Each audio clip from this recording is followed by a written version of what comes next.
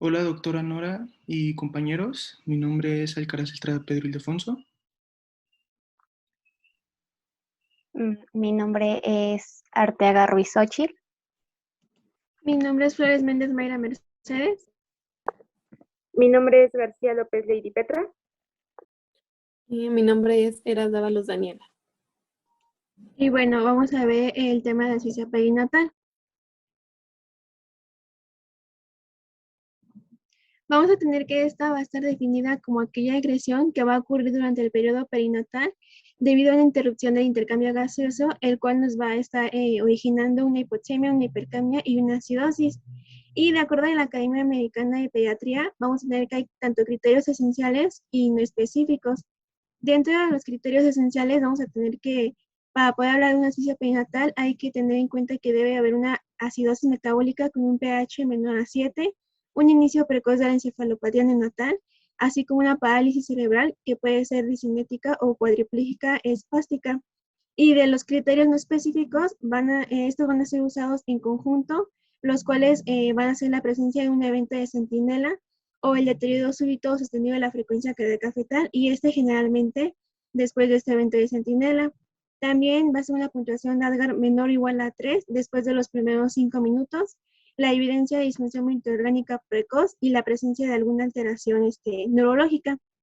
Y bueno, de estos los criterios que van a mencionar la guía de práctica clínica que son indispensables para poder hablar la asfixia perinatal va a ser el Apgar menor o igual de 3 durante los 5 minutos, la acidosis mixto metabólica con el pH menor a 7, la presencia de manifestaciones neurológicas y la evidencia de disfunción multiorgánica. La siguiente, por favor.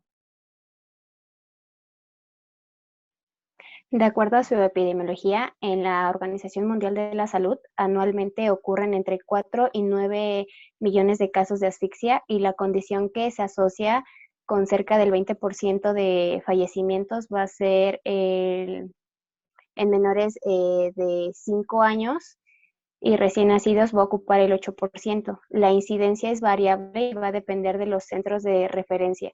Se calcula de 1 a 1.5% en la mayoría de ellos. Este porcentaje sube a 9% en lo que van a ser menores de 36 semanas y va a ser responsable del 20% de las muertes perinatales. La incidencia va a aumentar en hijos de mamás diabéticas y toxémicas.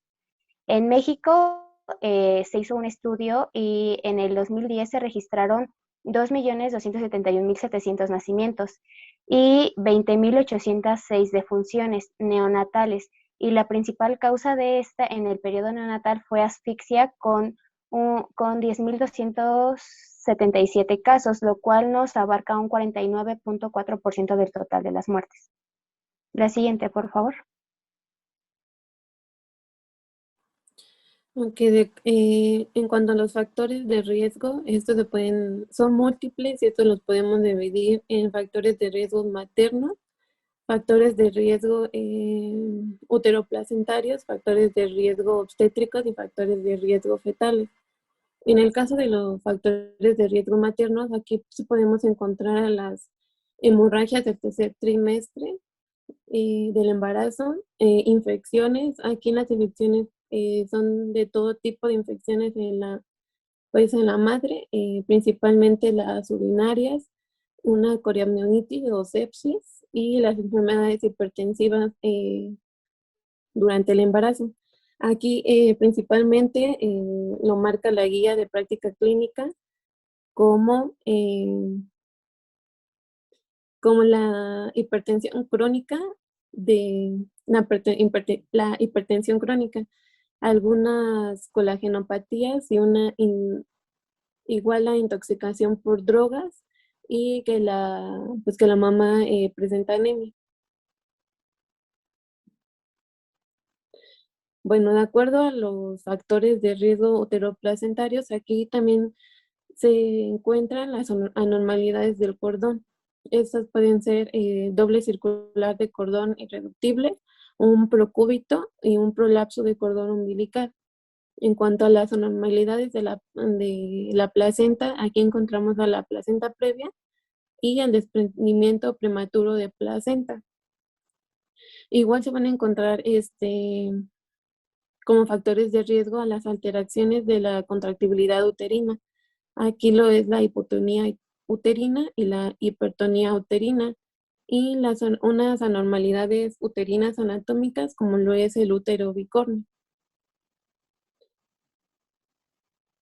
Y en cuanto a los factores de riesgo obstétricos, aquí vamos a encontrar la presencia de un líquido amniótico meconial, que exista alguna incompatibilidad cefalopélvica, la administración de medicamentos, en este caso la oxitocina, una ruptura prematura de membranas, que exista una presentación fetal anormal, un trabajo de parto prolongado o que sea muy precipitado, un parto instrumentado o cesárea, y pues alteraciones en la cantidad de líquido amniótico, como es un oligoamnios o un polidramnios. Y bueno, en cuanto a los factores de riesgo fetales, aquí vamos a encontrar alteraciones en la frecuencia cardíaca fetal. Aquí puede ser la taquicardia o bradicardia, que se presenten fetos múltiples, una macrosomía fetal, la presencia de una eritroblatosis fetal, que exista una prematurez o un bajo peso al nacer, y por la madre que se reconozcan disminución de movimientos fetales. Y también otro riesgo sería las malformaciones congénitas.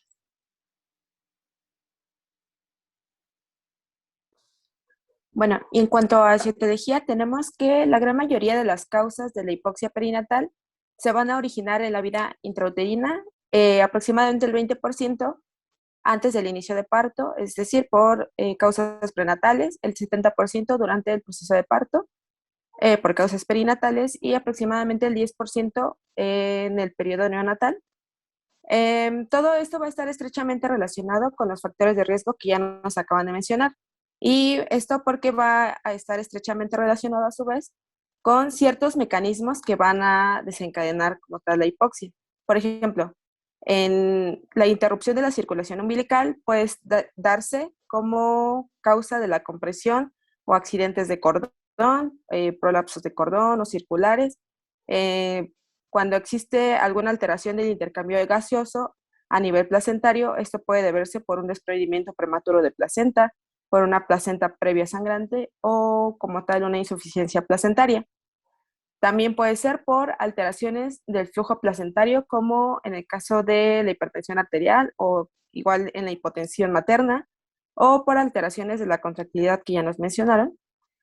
También puede ser por el deterioro como tal de la oxigenación materna o por la incapacidad del recién nacido para establecer una correcta transición a la vida, pues como tal a la vida, ¿no? Esto principalmente puede ser por algunas malformaciones. Siguiente.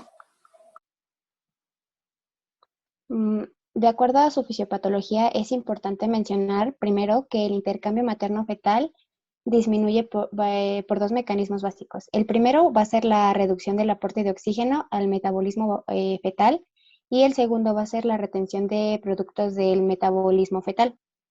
La evolución del cuadro va a depender de la duración y de la gravedad de la anoxia que presente el feto o el neonato, así como la capacidad de los mecanismos compensatorios fetales, que además de que alteran la composición química de la sangre y del medio interno fetal, por decirlo así, va a provocar hipoxemia, hipercapnia y acidosis. Sin embargo, es importante conocer como elemento fundamental que el feto, para que mantenga su hematosis, va a depender de una manera entera del intercambio metabólico con la madre, el cual se va a efectuar de lo que va a ser la placenta y logra el paso de CO2, de hidrógeno, de urea, de ácido úrico, de sulfatos y algunos otros catabolitos de la sangre fetal hacia la materna. También es importante mencionar que la disminución de oxígeno disponible por una alteración de alguno de los compartimentos de la placenta van a conducir a lo que va a ser una hipoxia, y al producirse este trastorno La cobertura energética que se tenía se va a lograr por medio de una glucólisis anaerobia que incrementa los niveles de lactato y va a constituir un mecanismo, por decirlo así, defensivo al generar esto, porque genera menos energía que si fuera la glucólisis anaeróbica. En algunos estudios se menciona que la acidosis metabólica leve va a aumentar el flujo el flujo cerebral por la vasodilatación, va a disminuir el metabolismo cerebral y las demandas de oxígeno. Y pues de este modo se va a liberar de la hemoglobina al desviar la curva de disociación a la izquierda. Los defectos beneficiosos que ya se mencionaron antes, que es la vasodilatación, la disminución del metabolismo cerebral, pues se van a perder cuando haya una acidosis metabólica grave. Esto también acompañado de un gasto cardíaco disminuido y un aumento de la isquemia cerebral que se va a producir por la misma hipoxia que se maneja en ese momento. Inicialmente el feto o el neonato van a presentar lo que va a ser taquicardia e hipertensión, pero a los pocos segundos este va a caer en bradicardia e hipotensión con cierta redistribución de flujo a órganos vitales, ya sea corazón, cerebro o las glándulas suprarrenales. La isquemia tisular que se provoca por decirlo así, va a acentuar más la hipoxia y las células usan el metabolismo anaerobio produciendo acidosis metabólica por el lactato que se produjo. La falta de ATP y la acidosis van a provocar cierta falla en las bombas iónicas, ocasionando un edema citotóxico. La resistencia a los cambios hipóxicos es un poco más significativa en el feto y en el recién nacido que en edades pues, posteriores, debido a que hay ciertas características fisiológicas que lo condicionan. Por ejemplo, que va a haber un mayor número de eritrocitos, va a haber presencia de hemoglobina fetal elevada a cierta proporción. También va a haber frecuencia cardíaca aumentada, va a haber una tasa baja metabólica de los tejidos y va a haber una amplia disponibilidad de glucógeno. También va a haber, se va a poner como en facilidad un metabolismo anaerobio que va a permitirle liberar energía en casos de hipoxia. Cuando alguna de estas propiedades no están presentes, de las ya mencionadas, o son superadas de la asfixia, se van a comenzar a observar manifestaciones que se van a relacionar dependiendo de la intensidad de la misma. Llámese apnea primaria o apnea secundaria, que más adelante se los van a mencionar. La que sigue, por favor. De acuerdo a la encefalopatía hipóxico-isquémica, que esta es a consecuencia de la asfixia o de la hipoxia, o de la depresión, una depresión grave del neonato debido a uno de los 4 mecanismos más importantes, que va a ser la hipoxia, la isquemia o reperfusión, la falla de energía y la inflamación. Vamos a tener que la hipoxia va a desencadenar la cascada de daño celular y se van a manifestar con crisis convulsivas, y cuando esta pues se vuelve de manera crónica va a ocurrir atrofia cortical y de la sustancia blanca. La isquemia seguida de lo que va a ser la hipoxia va a reducir la glucemia, lo que va a aumentar el daño celular. La falla de energía se va a deber a lo que es la depresión de ATP, y en la reperfusión, la reperfusión va a mejorar, pero nunca se va a recuperar en forma completa y el daño celular se va a extender.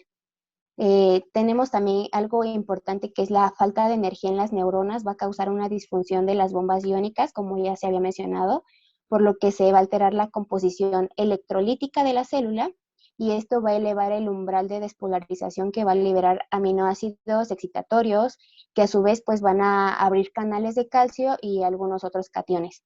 El calcio es importante ya que intracelular va a activar proteasas, también endonucleasas y fosfolipasas, que van a llevar o llevan a un daño y muerte celular, causando lo que va a ser la inflamación, que va a aumentar el daño celular consigo mismo. También tenemos que el daño celular va a reducir los antioxidantes que se disponen en ese momento, por lo que los radicales de oxígeno van a causar aún más daño del ya antes mencionado. Y pues solo como algo también importante de recalcar es que no solo estos 4 mecanismos que ya se mencionaron son los que nos van a explicar lo que va a ser la encefalopatía hipóxico-isquémica. También tenemos otros por mencionar que va a ser la excitotoxicidad, el calcio intracelular, los radicales libres, el óxido nítrico, las citocinas, los lípidos bioactivos y en consecuencia la apoptosis. La que sigue, por favor. Y bueno, ahora pasando al diagnóstico, tenemos ya en nuestra paciente los factores de riesgo, los antecedentes. Si en el proceso del trabajo de parto nosotros ya notamos que existió alguna complicación, nosotros ya vamos a poder sospechar que hubo un evento hipóxico. Pero, ¿cómo se va a manifestar clínicamente en el neonato? Pues van a ser en datos, bueno, vamos a tener datos clínicos tempranos, tempranamente, o también pueden ser tardíos, o sea, como estar en medio, o tardíos como tal. En este caso, pues en los datos tempranos tenemos que se va a presentar dificultad para iniciar la respiración y para mantenerla. Va a disminuir el tono muscular, van a disminuir los reflejos y van a haber alteraciones de la perfusión. En los datos temprano tardíos van a haber alteraciones del estado de alerta, pueden presentarse convulsiones, va a haber intolerancia a la vía oral, pueden presentar hipotensión y alteraciones del ritmo cardíaco. Y en los datos tardíos van a presentarse principalmente sangrado del tubo digestivo, sangrado pulmonar, va a haber un retraso de la primera micción, puede presentarse también oligoanuria o poliuria. Siguiente, por favor.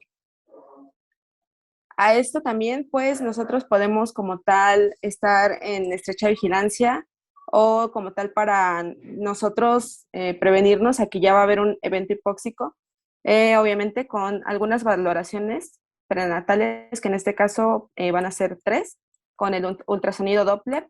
Vamos a evaluar como tal si el embarazo es de alto riesgo, pudiendo detectar así preeclampsia, restricción del crecimiento intrauterino, anemia fetal o si existe alguna anomalía del cordón. También con el registro cardiotocográfico, principalmente para monitorizar al bienestar del feto. Vamos a ver principalmente cambios de la frecuencia cardíaca fetal y pues estos cambios en relación con las contracciones uterinas. Y el siguiente estudio es el perfil biofísico, que como ya sabemos se utiliza para evaluar el bienestar fetal y en este caso pues evalúa ciertos parámetros, como podemos ver, son los movimientos respiratorios, los movimientos corporales fetales, el tono fetal, la reactividad fetal y el líquido amniótico. Cuando se tiene una calificación menor a 6, nosotros ya vamos a poder decir que es anormal y vamos a como tal prepararnos para este evento hipóxico. Siguiente, por favor. Como tal, el diagnóstico de la asfixia perinatal se va a realizar con, por así decirlo, 3 criterios, que son los siguientes. La acidosis metabólica, un Apgar menor o igual a 3, y que existan alteraciones neurológicas o manifestaciones que ya nos indiquen que hay una falla orgánica multisistémica. En el caso de la acidosis metabólica, esta se recomienda que se tome como tal la gasometría dentro de los primeros 30 minutos después del nacimiento. Principalmente se va a tomar del cordón umbilical o si es arterial o capilar, pero esto igual dentro de esos 30 minutos solamente sería válido. En el cordón umbilical tiene que ser inmediatamente después del nacimiento. Los resultados que nos van a indicar que ya existe una acidosis metabólica van a ser que se reporte en esta gasometría un pH menor a 7 y un exceso de base de menos 10. En el caso del Apgar, como ya les mencioné, este tiene que ser menor o igual a 3. Bueno, ¿puedes darle a la siguiente, por favor? Ok. En el caso, ya nos hablaron de la encefalopatía hipóxica isquémica. Esta se va a poder medir con una escala que se llama escala de Sarnat. Y esta nos va a ayudar como tal bueno, va a evaluar ciertos parámetros que van a ser como tal un conjunto de signos neurológicos que van a aparecer inmediatamente después del nacimiento, que nos van a indicar que hubo una asfixia perinatal. Esto como tal va a estar caracterizado por el deterioro del estado de alerta y de la capacidad de despertar, alteraciones del tono muscular, alteraciones de las respuestas motoras, alteraciones en los reflejos, pueden presentarse convulsiones y como tal la escala de Sarnat nos ayuda para identificar el grado de severidad de esta encefalopatía hipóxica isquémica, que evalúa el nivel de conciencia, el tono muscular, postura, convulsiones, los reflejos, principalmente el del moro y el de succión, la respuesta pupilar y también algunos hallazgos de electroencefalograma. Entonces, también para nosotros poder evaluar la encefalopatía hipóxica isquémica, vamos a poder hacer uso de otros estudios complementarios, como puede ser el ultrasonido craneal, el electroencefalograma y la resonancia magnética. También, como les mencioné al principio en los 3 criterios, puede que que el tercer criterio sea que ya nosotros determinemos que ya existe una encefalopatía hipóxica isquémica o que exista una falla orgánica. ¿Cómo vamos a ver la falla orgánica multisistémica? Pues esta se va a manifestar con diferentes alteraciones en los distintos sistemas. En el caso del sistema digestivo, generalmente se presenta con intolerancia digestiva transitoria, enterocolitis necrosante o hemorragia digestiva. Siguiente. Bueno, esta diapositiva iba antes, una disculpa. Y nada más era para recordar que evalúa el APGAR. Pero pasa a la siguiente, por favor. Ok, por ejemplo, cuando empieza a haber falla hepática, las alteraciones que principalmente vamos a encontrar son en las pruebas de función hepática y vamos a encontrar una elevación del aspartato aminotransferasa, de alanino transaminasa y de la deshidrogenasa láctica. En cuanto al sistema respiratorio, las principales, digamos, manifestaciones son taquipnea transitoria de recién nacido, síndrome de aspiración del meconio o síndrome de escape aéreo alveolar. Siguiente. En el sistema cardiovascular, pues principalmente se va a presentar con hipotensión, alteraciones del ritmo cardíaco, insuficiencia tricúspide transitoria, insuficiencia miocárdica, shock cardiogénico o hipovolémico, y también en el sistema como tal hemolítico, pues se va a presentar con trombocitopenia, poliglobulia, anemia y leucocitosis, aunque realmente estas son muy raras, pero sí pueden presentarse. Siguiente. En el caso del sistema renal, pues vamos a ver principalmente que va a haber un retraso de la primera micción. Puede presentarse oligoanuria, poliuria, hematuria, proteinuria y también podemos encontrar la creatinina sérica elevada. Y en el caso del sistema, bueno, en el eje hipotálamo-hipófisis suprarrenal, también puede verse alterado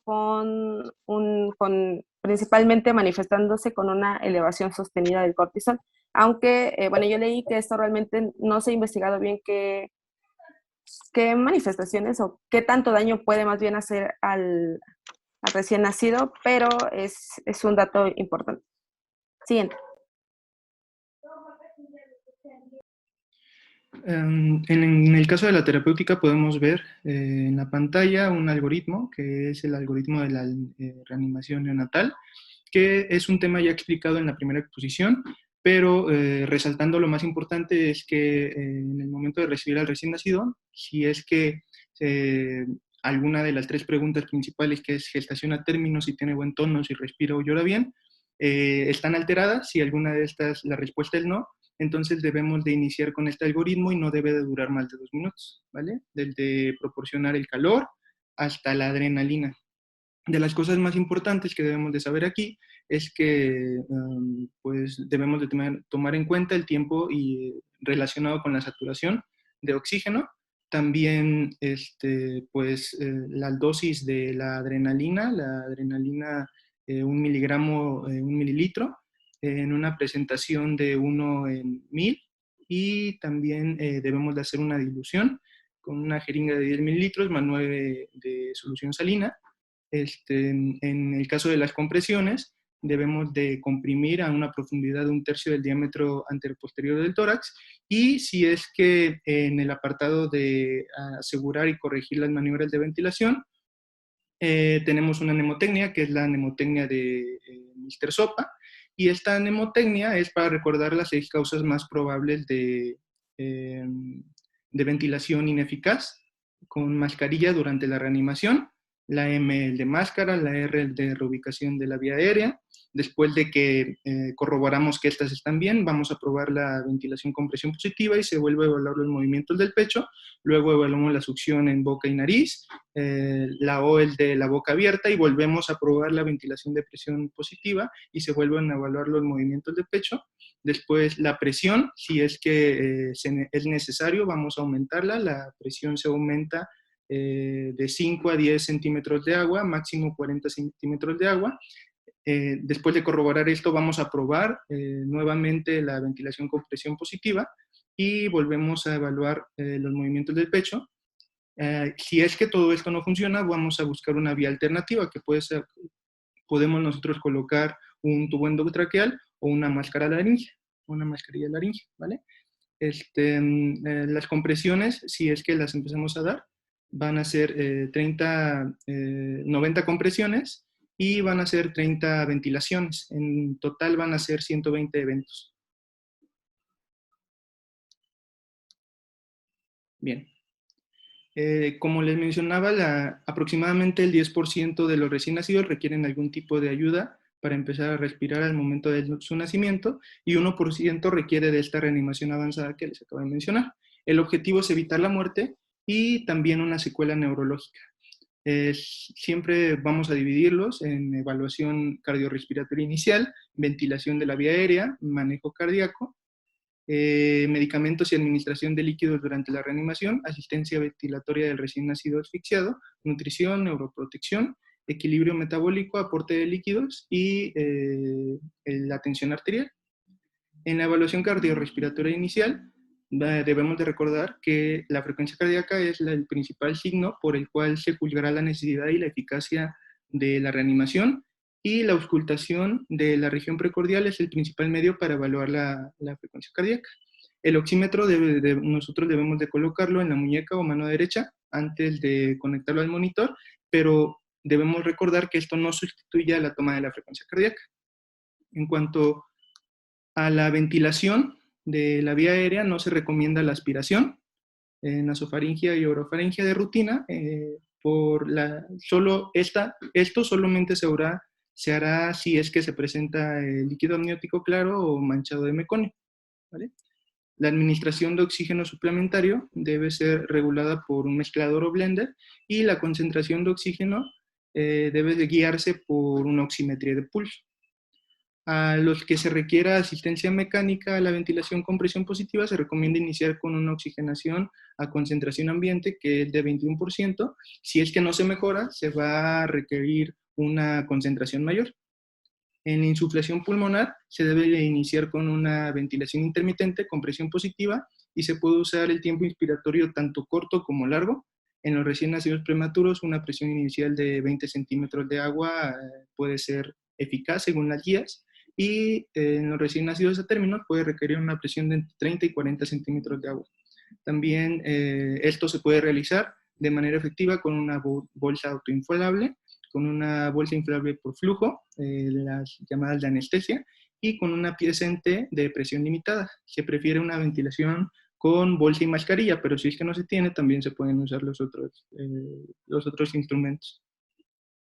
En cuanto a los medicamentos y la administración de líquidos durante la reanimación, debemos de tomar en cuenta la forma de empleo de la epinefrina en la reanimación. Si es que se tiene una frecuencia cardíaca por debajo de 60 latidos por minuto, a pesar de tener una ventilación adecuada de la vía aérea y un masaje cardíaco con una técnica adecuada, la dosis debe de ser entre 0.01 y 0.03 miligramos por kilogramo por dosis, y se debe de contar con un acceso venoso, o se prefiere pues, la administración de la epinefrina por esta vía. No, si es que no se cuenta con un acceso venoso, entonces se puede administrar la epinefrina vía endotraqueal. La dosis será de 0.05 kilogramos por dosis a 0.1 miligramos por kilogramo por dosis. Las dosis superiores a esta no están indicadas y puede ser perjudicial para el neonato. Los expansores del volumen, con cristaloides o hemoderivados, está indicado solo si se ha tenido una pérdida muy grande de sangre y no hay respuesta en la reanimación. Y en algunos casos, si es que el médico tratante lo recomienda o lo considera, se puede considerar esta sustitución o esta expansión de volumen si es que se presenta un sangrado oculto, si es que se tiene sospecha ante la falta de respuesta del recién nacido a la reanimación, que ya hemos mencionado antes. ¿Cuándo se debe detener la reanimación? Pues si no se recupera la frecuencia cardíaca o si esta se mantiene por debajo de los 60 latidos por minuto, después de 10 minutos de reanimación efectiva, se debe de considerar esta, tomando en cuenta 3 factores, tanto la edad gestacional, el potencial de reversibilidad de esta situación o de una comorbilidad y la opinión de los padres. ¿Vale? La asistencia ventilatoria se debe de mantener una oxemia normal, se debe de evitar una oxemia de 95% o mayor. En los recién nacidos con asistencia de ventilación se debe mantener una presión parcial de CO2 en rasgo de normalidad para la edad del paciente, entre 35 y 45 milímetros de mercurio, y se debe de evitar la hipocarbia. En cuanto a la nutrición, se recomienda iniciar la vía oral lo más pronto posible, con la técnica y forma necesaria según las condiciones del recién nacido. Si es que el recién nacido presenta prematurez, un estado ventilatorio, malformaciones, ya dependerá de esto la nutrición que se le vaya a dar, con la vigilancia continua de la tolerancia y las condiciones digestivas del paciente. También se debe de considerar un apoyo de la alimentación parenteral según las necesidades de cada recién nacido. Se debe de corroborar esta alimentación de forma independiente. ¿Vale? En la neuroprotección se menciona en la literatura el uso de la hipotermia terapéutica en todo recién nacido a término o prematuro tardío que evolucione con encefalopatía hipóxico-isquémica de moderado a severo. En cuanto al aporte de líquidos, no se debe realizar una restricción de los líquidos en los recién nacidos y el aporte de líquidos será el necesario para cubrir los requerimientos por la edad, por el peso y por las patologías que puedan llegar a estar asociadas en este recién nacido. En cuanto a la tensión arterial, se debe de vigilar muy cercano la tensión arterial del recién nacido y de manera continua, y se debe de mantener una presión arterial media en límites normales para la edad de nuestro paciente. En cuanto al equilibrio metabólico, pues relacionado con la glucosa se deben de mantener los niveles normales de la misma de acuerdo a los días de vida que tenga el paciente y se recomienda una vigilancia continua de los niveles de glucosa en sangre.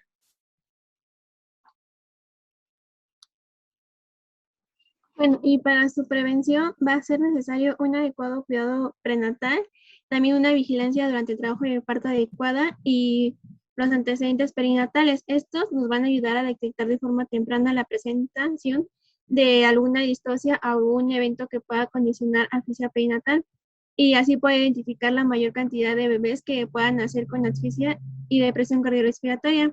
Y también nos va a ayudar a poder preparar el equipo necesario para una adecuada reanimación y así evitar las posibles complicaciones. La siguiente, por favor. Bueno, en cuanto a las complicaciones, principalmente pues hablamos igual de una encefalopatía hipóxica isquémica. Esta, pues como igual se mencionó, es bueno, va a dar un daño variable, de una intensidad variable a distintos órganos y sistemas. Por ejemplo, en el caso de una afectación pues renal, aquí es muy frecuente que se vaya a encontrar una disfunción renal transitoria en el recién nacido que se va a manifestar por oliguria, proteinuria, hematuria Y aquí pues los niños, los recién nacidos que estén pues gravemente afectados van a presentar una insuficiencia renal aguda y en ocasiones van a poder desarrollar un síndrome de secreción inadecuada de la hormona antidiurética. En el caso de una afectación gastrointestinal, como se mencionaba, pues principalmente se va a manifestar por una intolerancia gastrointestinal con vómitos y la presencia de restos gástricos sanguinolentos que son pues frecuentes. Y aquí su complicación en esta afectación gastrointestinal sería una enterocolitis isquémica, bueno, que se va a manifestar por diarrea mucosanguinolenta. En el caso de la afectación pulmonar, pues bueno, aquí va a ser muy frecuente encontrar polipnea compensadora de la acidosis que se presenta durante las primeras horas. Aquí las principales complicaciones y las complicaciones más graves, pues va a ser una hemorragia pulmonar, una hipertensión pulmonar persistente, un síndrome de aspiración meconial y un síndrome de distrés respiratorio del adulto.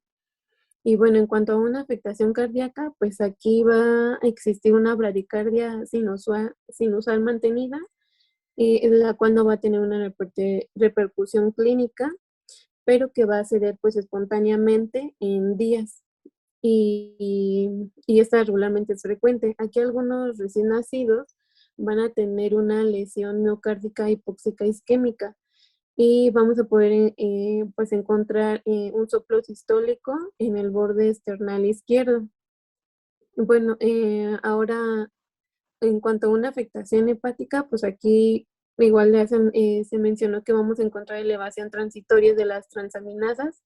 Igual no va a haber pues repercusión clínica frecuentemente y tenemos que sospechar de una lesión hepática, pues en caso de sangrado y también vamos a poder encontrar alteraciones en la coagulación.